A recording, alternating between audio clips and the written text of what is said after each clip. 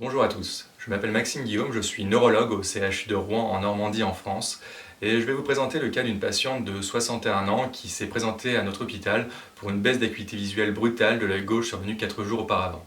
Cette patiente avait comme principal antécédent une drépanocytose homozygote et était traitée depuis 2 ans par hydroxyurée. L'examen ophtalmologique réalisé en urgence retrouvait une acuité visuelle effondrée à gauche alors qu'elle était préservée à droite.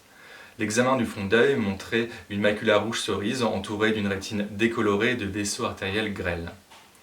Une tomographie par cohérence optique centrée sur la macula retrouvait, elle, une hyperréflectivité avec un œdème des couches rétiniennes internes, ce qui signe un état d'ischémie aiguë de ces couches rétiniennes internes qui sont vascularisées par l'artère centrale de la rétine, et donc une occlusion de l'artère centrale de la rétine à gauche, qui est une branche de l'artère carotide interne. Au moment de cet événement, son taux d'hémoglobine anormal S était à 74,4% et son taux d'hémoglobine fétale était à 22,7%.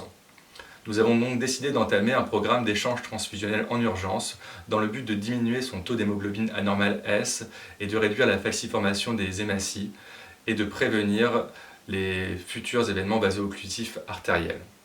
Dans les drépanocytoses, les complications ophtalmologiques sont regroupées en rétinopathie proliférative et non proliférative, ces dernières étant dues à des événements vaso-occlusifs aigus.